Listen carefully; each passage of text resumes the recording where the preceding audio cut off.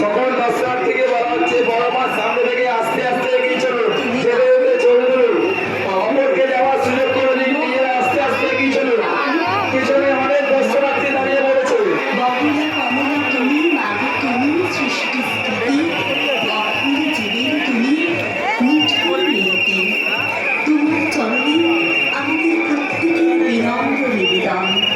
যুক্ত করোনা সবার সঙ্গে মুক্ত করোনা বন্ধু সঞ্চার করে সকল কর্মী শান্ত তোমার ছন্দ শক্তির মহাকালী বলে